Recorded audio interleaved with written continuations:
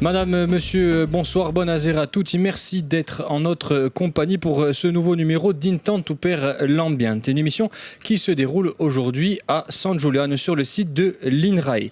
L'Institut national de recherche pour l'agriculture, l'alimentation et l'environnement est un lieu d'expérimentation, d'études, de recherche, d'innovation. C'est également un véritable réservoir d'agrumes, le deuxième au monde, le plus important en Europe et en Méditerranée. 14 hectares d'oranges, de citrons, de clémentines, de pomelo, de bergamote et au-delà de ces dénominations très connues, sont présentes ici plus de 1000 variétés d'agrumes réparties sur environ 5000 arbres, arbustes et plantes. L'INRAE, c'est enfin un soutien important apporté aux agriculteurs et notamment aux agrumiculteurs. Pour tenter d'aller plus loin, nous sommes accompagnés aujourd'hui de deux invités, le président du centre INRAE de Corse, André Tor. Bonsoir. Bonsoir. Vous avez été chercheur au CNRS, directeur de recherche au centre INRA de Corte notamment, et depuis 2021, vous présidez cette structure, l'INRAE, au niveau régional. Bonsoir également à vous, François-Xavier Ceccoli. Bonsoir. Vous êtes maire de San Giuliano, commune sur laquelle nous nous trouvons aujourd'hui. Vous êtes également producteur d'agrumes et président de Corsica Comptoir, réunion de 70 producteurs qui ont pour objectif de valoriser ces produits.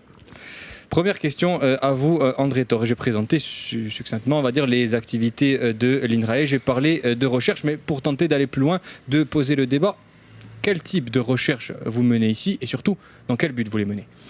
En fait, l'INRAE, c'est l'Institut national de recherche sur l'agriculture, l'alimentation, l'environnement.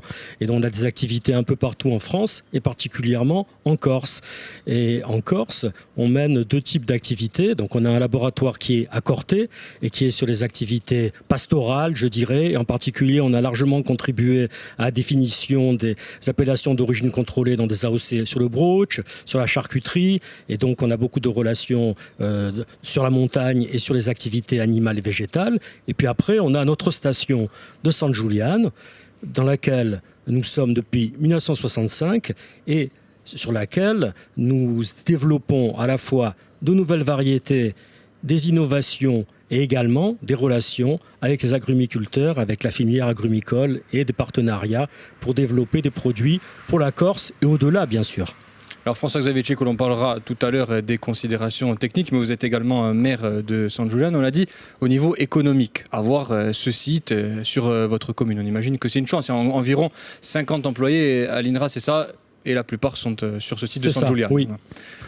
Oui, bien sûr, il y a le côté économique, le maintien de la vie sur la commune, le pouvoir, quelque part, qui est amené avec ça en matière de résidence, de logement, je dirais de business aussi pour la commune. Mais il y a surtout, je crois, la confirmation de la vocation de la commune, qui est une commune qui axe vraiment une grande partie de son développement sur l'agricole et la transformation. Donc, avoir un outil de cette qualité sur le territoire, c'est un très gros avantage. Alors, on va parler un peu plus précisément donc de cette structure l'INRA avec son partenaire, l'INRAE, ancienne INRA, avec son partenaire le CIRAD, est donc présente ici depuis en gros les années 60. Vous l'avez dit, André Tor, ces deux organismes ont accompagné et soutenu toutes les aventures de la filière agrumicole en Corse. On va le voir donc dans ce reportage. Les recherches menées sur les agrumes sont complexes et demandent beaucoup de temps, car les hybridations, c'est-à-dire de créer de nouvelles variétés, ces hybridations se déclinent en milliers de possibilités. C'est un reportage de Solange Radian et de Tiffaine Urtis-Verea.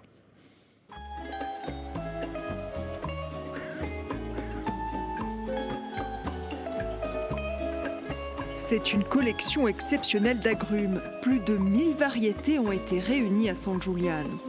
Des mandarines, bergamotes, citrons et bien d'autres espèces totalement inconnues du grand public. Les recherches sur les agrumes ont débuté au Maroc, puis les arbres ont été transférés en Corse. La collection, elle commence à la fin des années 50, début des années 60, avec des variétés qui ont été introduites d'Afrique du Nord, puis d'Espagne, puis des États-Unis, etc. Et une grande majorité des variétés qui sont gardées aujourd'hui en collection sont des hybrides naturels qui ont été trouvés dans plusieurs régions du monde. D'abord en Asie, qui est le berceau des agrumes, puis dans d'autres pays où les agrumes ont été cultivés tout autour de la planète. La famille des agrumes présente une qualité exceptionnelle. Un arbre peut muter tout seul, comme on peut le constater sur ce spécimen. Les hybridations naturelles sont donc nombreuses, il suffit que plusieurs pollens se mélangent. Dans notre collection, on a énormément de variétés commerciales très connues, et puis on a aussi d'autres variétés un peu moins connues, des bizarreries, notamment des mutations naturelles, comme le citron panaché, qui, quand il n'est pas mûr, est rayé de jaune et vert, et puis quand il est mûr, en plus, a la particularité d'avoir la pulpe rose. Alors c'est un citron qui est acide comme un citron, mais qui a une coloration un peu particulière. Notamment en décembre, sur un plateau d'huîtres, vous pouvez avoir du citron vert, du citron jaune et du citron à pulpe rose.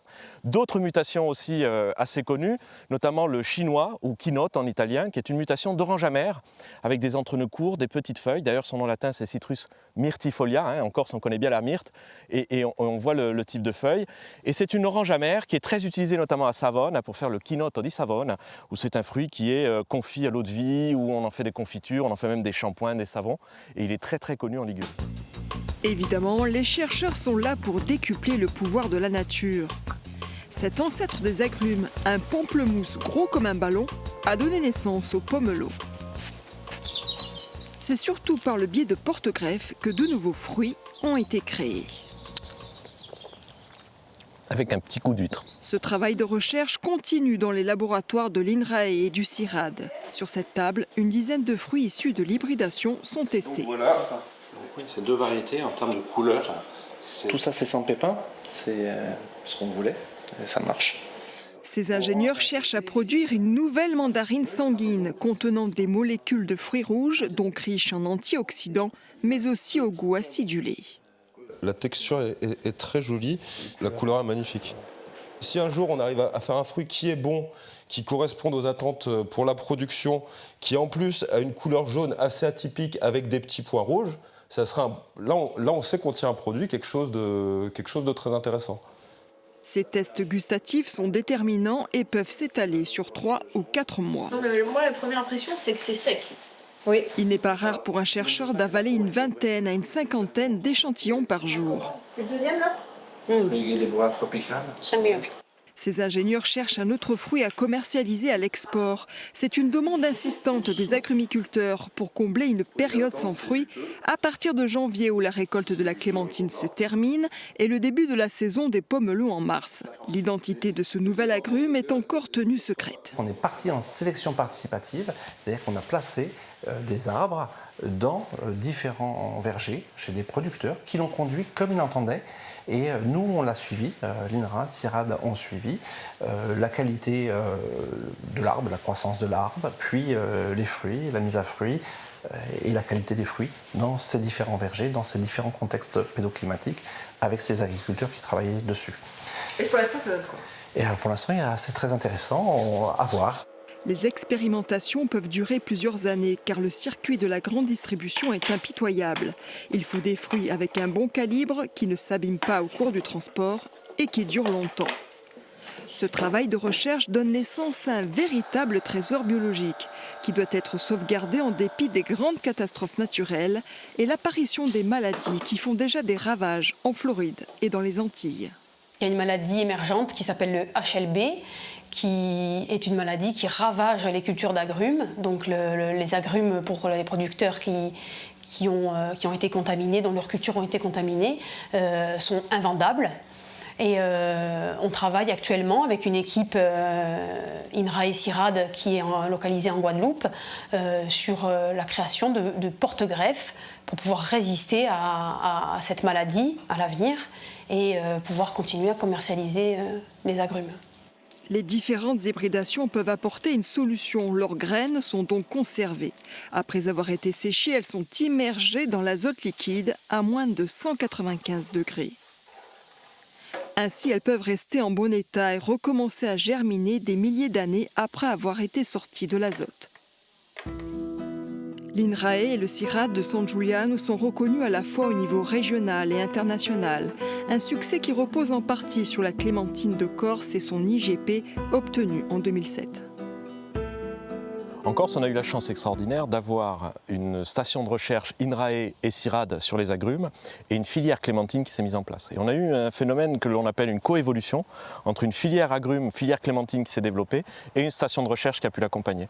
Aujourd'hui, si on a une station de recherche, c'est parce qu'il y a une filière clémentine. Et s'il y a une filière clémentine, c'est parce qu'il y a eu la station de recherche. La clémentine est le résultat d'une hybridation entre la mandarine et l'orange douce.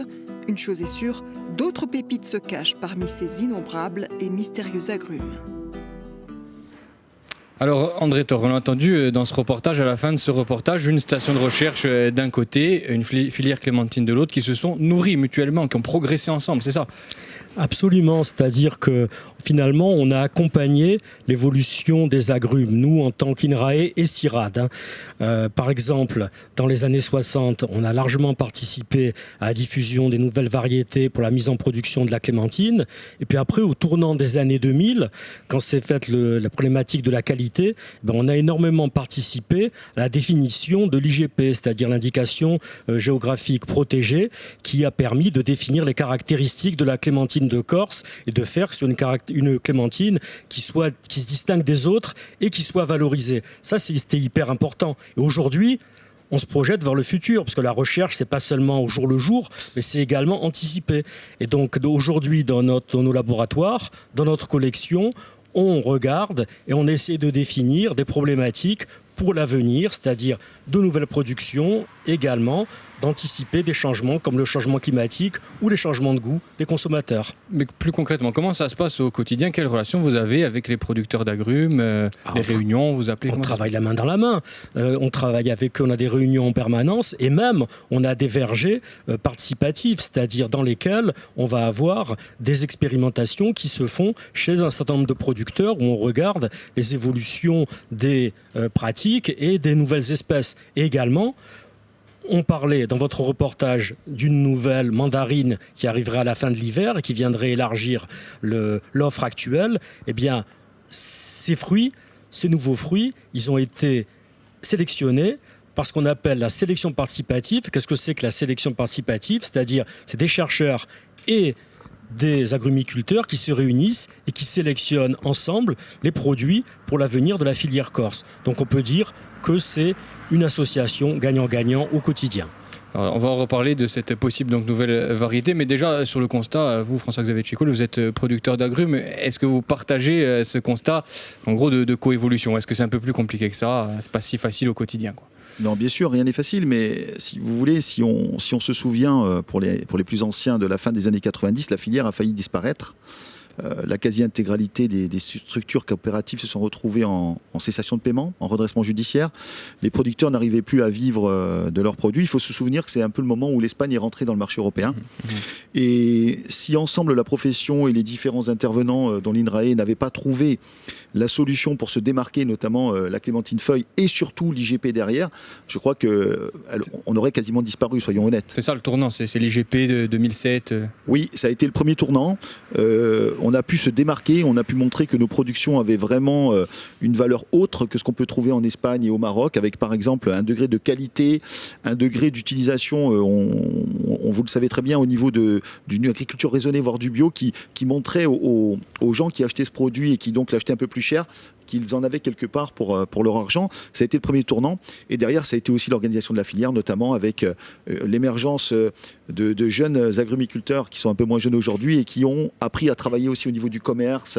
Voilà, c'est un tout. Finalement, on était sur une évolution vertueuse. Alors André Thor parlait de cette nouvelle variété possible. Est-ce que vous l'attendez ? En gros, peut-être une nouvelle clémentine ou quelque chose, une variété qui vient en complément de la clémentine qui est par exemple commercialisée après janvier, c'est quelque chose que vous attendez avec impatience, on va dire. C'est ça, je crois qu'aujourd'hui on l'attend et puis il y a des gens qui l'attendent encore plus que nous, ce sont les jeunes qui sont dans les starting blocks, les jeunes qui sortent des formations agricoles et qui voient bien que la clémentine actuelle c'est pas toujours très simple parce qu'on est à des niveaux de production qui sont pas loin d'être le seuil critique et donc aujourd'hui pouvoir proposer à ces jeunes, bien sûr un peu de clémentine mais pourquoi pas une mandarine typique encore une fois, qui arriverait sur le marché au mois de février, c'est une très bonne chose. Je vous rappelle quand même que ce qui est un peu désolant aujourd'hui, c'est que quand on va faire ses courses, on ne trouve aucune production française ni corse en matière d'agrumes dans ces périodes. Donc il faut vraiment apporter une réponse. Alors c'est bien sûr cette nouvelle variété qui est un croisement mandarine-clémentine, mais c'est aussi pourquoi pas de nouvelles oranges, des produits qui permettraient aux jeunes de s'installer et bien sûr de vivre de ce travail. Vous voulez réagir, André Thor, cette nouvelle variété ? Oui, et ça c'est une variété qu'on a créée dans nos laboratoires, mais on en crée presque tous les jours, je dirais, des variétés. Après, encore faut-il qu'elles conviennent aux besoins des agrumiculteurs et également aux demandes des consommateurs. Et là, il y a un vrai cap à passer, et ça ne se passe pas du jour au lendemain. Et également, il y a toute une série d'agréments, de normes, de règles par lesquelles il faut passer avant d'arriver à mettre de manière logique une nouvelle production sur le marché. Ça prend du temps. Parce qu'il y a tout simplement un aspect goût. On le voit dans le reportage, vos chercheurs goûtent les agrumes, enfin les variétés d'agrumes pour voir si elles sont bonnes. C'est ce qui a fait le succès de la clémentine corse quand même, c'est-à-dire elle est à la fois sucrée et acide. Et donc ça, c'est quelque chose qui la distingue énormément des autres clémentines. Quand vous allez sur le marché, vous goûtez souvent d'autres clémentines, elles sont souvent très bonnes, mais elles n'ont pas cette caractéristique, par exemple. Ça, c'est très très important. Et nous, on s'attache à garantir et à développer ces qualités. Ça, c'est un vrai travail au jour le jour, mais qui se fait en partenariat. On ne fait pas un travail tout seul. Il y a des chercheuses et des chercheurs dans les labos, mais également, ils rencontrent les agrumiculteurs, les producteurs, les metteurs en marché, et ils définissent avec eux les caractéristiques. Est-ce que parfois, on ne vous en demande pas un peu beaucoup aussi ? Parce qu'il y a beaucoup de standards respectés entre le goût, la grande distribution, les problèmes de changement climatique. Voilà. Est-ce que c'est pas difficile au quotidien aussi ? C'est pas toujours facile, mais on en est tous là quelque part. Et ceux qui sont dans d'autres régions sont confrontés aux mêmes problématiques. C'est-à-dire qu'il y a des chercheurs comme nous qui travaillent en Espagne, au Portugal, en Afrique du Nord et qui essaient de définir des nouvelles variétés. Donc on est aussi de la même manière que la filière agrumicole est en concurrence avec eux, nous on est en concurrence avec ces chercheurs pour définir des variétés au niveau local. Et donc nous on ne se limite pas à ça. C'est-à-dire que, vous avez dit, il y a eu un tournant de la qualité dans les années 2000, ça c'est clair. Mais aujourd'hui, un autre tournant qu'on doit prendre en Corse, c'est le tournant de la diversification. Parce que on voit bien que la clémentine, comme l'a dit François-Xavier Ciccoli, on arrive quelque part au seuil, et donc il faut de nouvelles variétés, donc on doit définir de nouvelles variétés, et également, il y a une autre diversification d'une autre nature qui doit se faire, c'est-à-dire comment on utilise des produits liés à la clémentine, par exemple, c'est-à-dire des huiles naturelles, des huiles essentielles, c'est-à-dire des fruits pressés, etc. Toute cette dimension, elle est très importante, et nous, on l'accompagne également en tant qu'INRAE et en tant que service public de l'État. François-Xavier Ciccoli, est-ce que parfois il ne faut peut-être pas aussi revoir nos goûts en tant que consommateurs, ou est-ce que peut-être parfois aussi la grande distribution doit peut-être revoir aussi ses standards au niveau, par exemple, je sais pas, de la couleur, du calibre ? Ce qui est certain, mais c'est un petit peu dans l'air du temps, c'est qu'aujourd'hui il faut arrêter un petit peu ce qu'on appelle le gaspillage alimentaire, c'est-à-dire qu'il faut aussi accepter que nos fruits, on en a un bon exemple ici, vous voyez, tout n'est pas parfait, tout n'est pas luisant, mais il faut aussi qu'évolue le goût des consommateurs. Je crois que ça passe aussi par l'éducation, c'est expliquer aussi à nos enfants qu'un fruit n'a pas besoin de ressembler à ce qu'on avait quand on était petit, les jouets, voilà, ça participe de tout cela. Donc, et bien sûr, vivre avec son temps, c'est-à-dire peut-être arrêter ces importations massives à des périodes qui n'ont rien à voir avec nos assiettes. C'est pour ça que nous, on essaye, c'est important de le préciser peut-être pour le non-érudit, c'est que tous ces croisements sont des croisements naturels. Il ne s'agit pas de jouer les apprentis sorciers en faisant des modifications génétiques comme dans certains pays, ça a été dit dans votre reportage. Donc pourquoi pas arriver naturellement, de la manière la plus saine possible, à proposer finalement des agrumes sur une période plus importante, mais comme vous l'avez dit, en étant tolérant sur un certain nombre de paramètres. Et sur cet aspect de la diversification, les huiles essentielles, par exemple l'usine de jus dont vous n'avez pas parlé. Bien sûr, vous savez, nous on a créé une banque alimentaire pour faire partager un petit peu, éviter de jeter un certain nombre de produits. Si demain on a une usine de jus qui permet de encore diminuer ce gaspillage alimentaire, de rapporter quelques centimes aux producteurs, c'est un cercle vertueux. Les agriculteurs à la base ce sont des producteurs, donc le gaspillage c'est pas dans leur ADN. François-Xavier Ciccoli et André Thor, je vous remercie à tous les deux. Merci d'avoir débattu durant ces 20 minutes d'émission. Merci également à l'ensemble des équipes techniques qui rendent possible la réalisation de cette émission.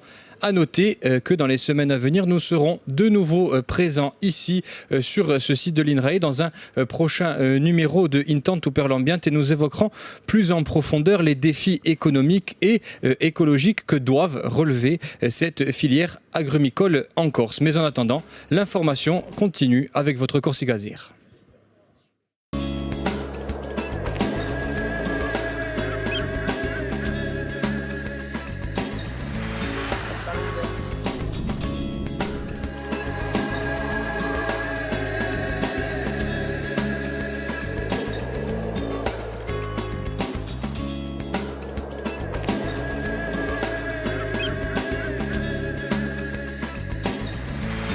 Salut.